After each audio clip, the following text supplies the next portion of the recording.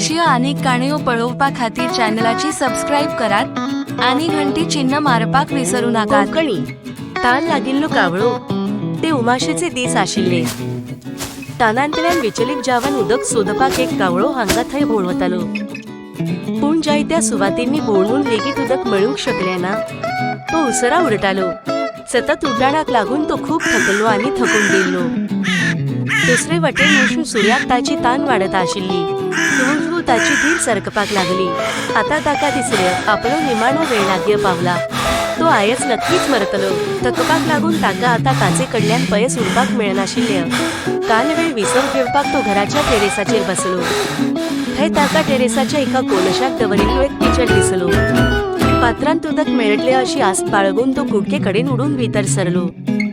कावळ्यात उदक आसा हें कावळ्याक दिसलें, पूण ते इतल्या उण्या आशिल्ल्या की ताची चोंच ताचे कडेन पावनाशिल्ली।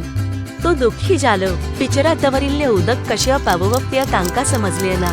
पूण मागीर ताका दिसलें दुख्खी जावप काम करचें ना, ताका कांय उपाय विचार करचो पडटलो। पिचराचेर बसून ताका उपाय येवंक लागलो।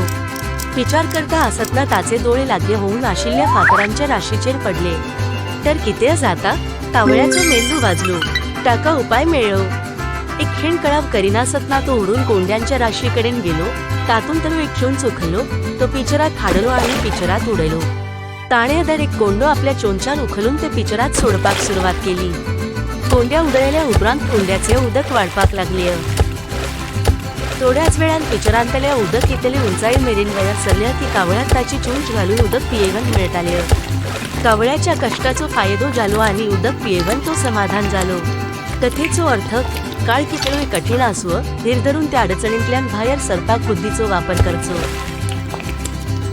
दरेक समस्या धीर आणि बुद्धीन सोडोवंक मेळटा।